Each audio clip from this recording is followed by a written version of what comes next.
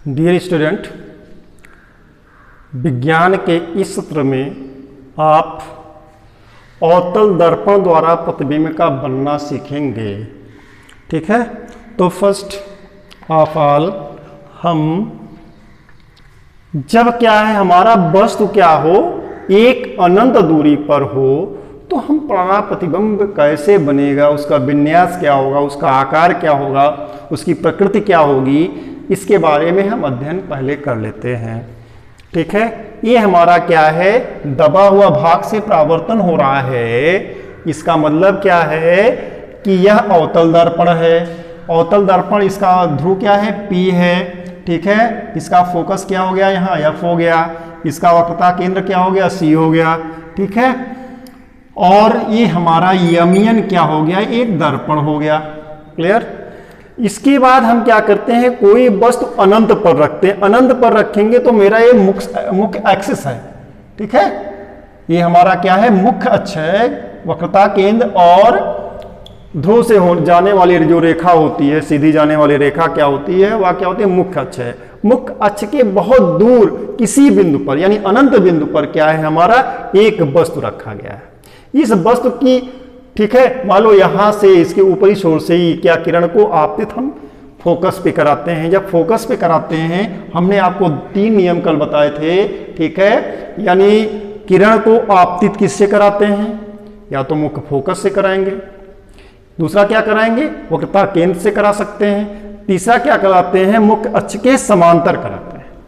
ठीक है, तो इसमें मैंने 2 यूज किया है, उसमें से 2 यूज करना होता है, तीनों नहीं, 2 ही यूज करेंगे, आपका गाड़ी चल जाएगा। कोई भी 2 यूज कर सकते हैं उन तीनों नियमों में। तो पहला 2 मैंने यूज किया मुख्य फोकस से, वक्रता केंद्र से।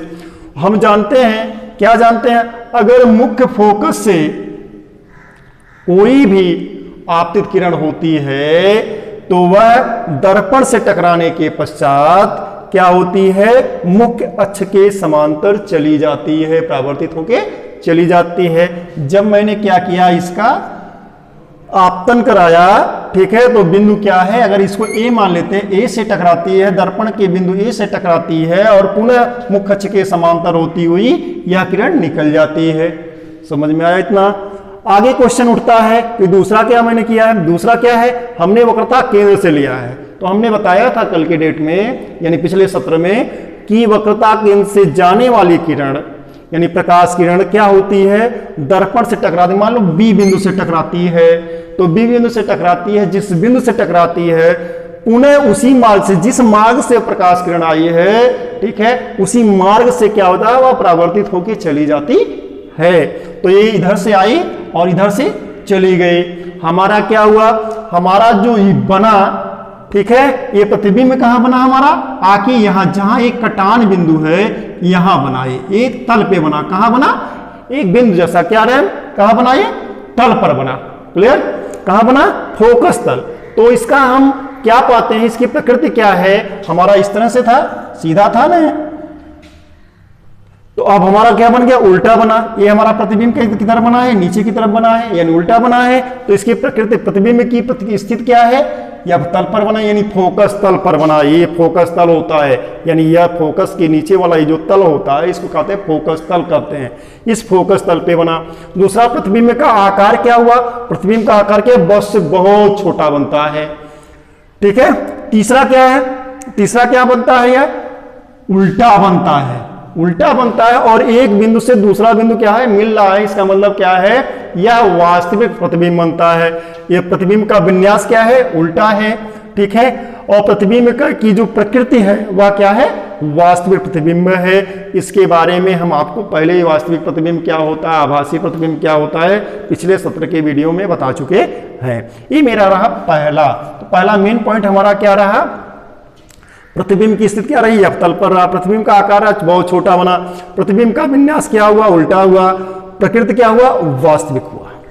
ठीक है, अब दूसरा पॉइंट ये उठता है, जब वस्तु वक्रता केंद्र और अनंत के बीच में हो। पहला मैंने यहां रखा, अब क्या करेंगे, इस वक्रता केंद्र इस अनंत के बीच में किसी को रखेंगे। तो यहां मैंने रख दिया, देखो यहां से ओ डैश क्या हमारी वस्तु है, बिंब है, इसे वस्तु भी कहते हैं, बिंब भी कहते हैं। ठीक है, तो इस बिंब को हमने क्या किया, इसकी नोक से हमने क्या किया, यानी ऊपरी वाले भाग से हमने प्रतिबिंब आपतित कराया किसके समांतर, मुख्य अक्ष के समांतर। इसमें भी P वही रहेगा, दर्पण वही रहेगा MN, ठीक है, फोकस वही रहेगा, वक्रता केंद्र वही रहेगा।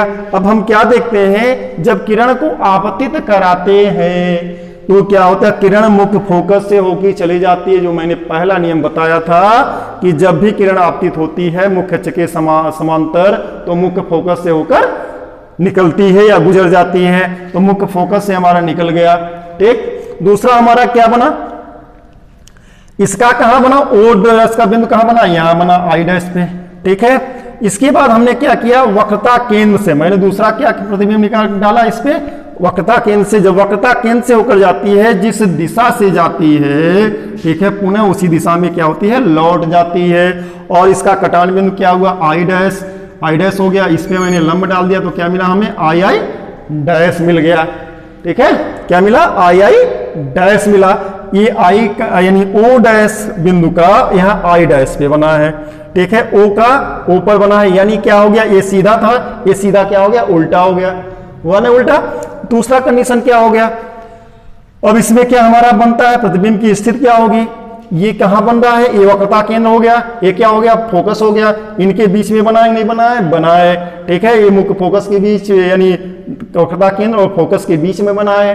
कैसा बना है, दर्पण, ये प्रतिबिंब कैसा बना है, ठीक है, बिंब से छोटा बना है। कैसा बना है, उल्टा बना है, ठीक है।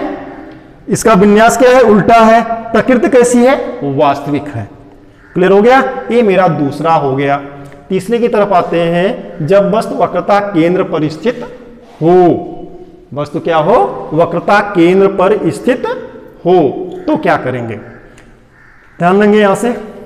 अब वक्रता केंद्र यानी ये वस्तु जो हम यहां रखते थे, इधर रखते थे, अब सीधे कहां रख दिया, वक्रता केंद्र पर मैंने रख दिया वस्तु को। जब वस्तु के वक्रता केंद्र पर वस्तु को रखते हैं, इससे किरण को आपतित कराते हैं, तो किरण आपतित होकर मुख्य फोकस से निकल जाती है। दूसरी किरण हमने क्या किया, मुख्य फोकस से किया तो मुख्य अक्ष के समांतर होकर निकल जाती है। और कटान बिंदु को मैंने दोनों के कटान बिंदु को का नाम क्या दिया, I डैश दिया, ठीक है। और इसका हमने क्या किया, C से मिला दिया। अब क्या बना मेरा, प्रतिबिंब का क्या है, स्थिति क्या है, प्रतिबिंब की स्थिति क्या है, प्रतिबिंब की स्थिति यहां से देख लेंगे। प्रतिबिंब की स्थिति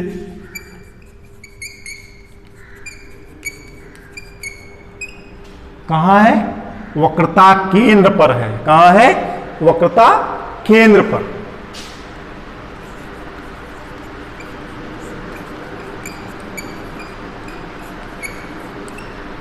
दूसरा इसका क्या कंडीशन बन रहा है, प्रतिबिंब की स्थिति होगी, आकार क्या हो गया,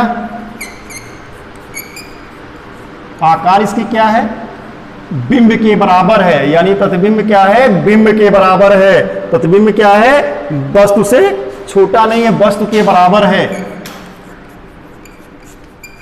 वस्तु के बराबर। तीसरा पॉइंट आता है, चौथा पॉइंट, ठीक है। चौथा पॉइंट हमारा क्या है, विन्यास इसका क्या है, विन्यास हम देख क्या रहे हैं, विन्यास इसका क्या है, विन्यास उल्टा बन रहा है, ये सीधा है, ये उल्टा बन गया, यानी उल्टा हो जाएगा विन्यास इसका। प्रकृति कैसी है इसकी, प्रकृति क्या है, वास्तविक प्रतिबिंब, वास्तविक है, ठीक है। यानी हमें क्या मिला, जब हम वस्तु को वक्रता केंद्र पर रखते हैं तो वस्तु क्या बनता है, कहां बनता है, वक्रता केंद्र पर बनता है। कैसा बनता है, उल्टा बनता है। कैसा है, वास्तविक है, ठीक है। ये सारी चीजें आपका कैसा है, वस्तु के बराबर है, कितना बड़ा है, वस्तु के बराबर है, यानी वस्तु जितना बिंब है उतने में क्या होगा, इसका प्रतिबिंब बनता है। अगला पॉइंट आता है, जब वस्तु वक्रता केंद्र और फोकस के बीच स्थित हो, यानी अब क्या करते हैं, इस केंद्र से और इस फोकस के बीच में जब हम वस्तु को रखते हैं, क्या कर होता है, जैसे मैंने यहाँ वस्तु को रखा, O डैश यहाँ पर है ना।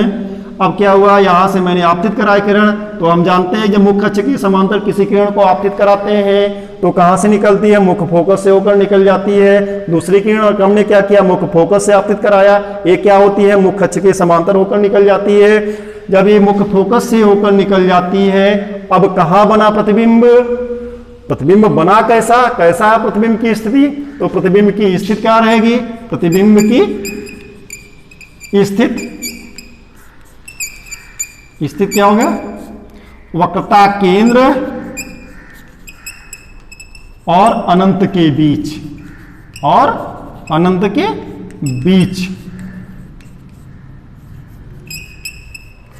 बीच बनेगी। क्लियर। आकार क्या होगा, वस्तु से बड़ा, प्रतिबिंब का आकार क्या होगा, वस्तु से बड़ा होगा। अब देख ही रहे हैं वस्तु क्या है, बड़ा है, वस्तु से क्या होगा, बड़ा बनेगा। ठीक है। और इसका विन्यास क्या होगा, विन्यास उल्टा होगा। और प्रकृति क्या होगी, प्रकृति इसका होगा वास्तविक।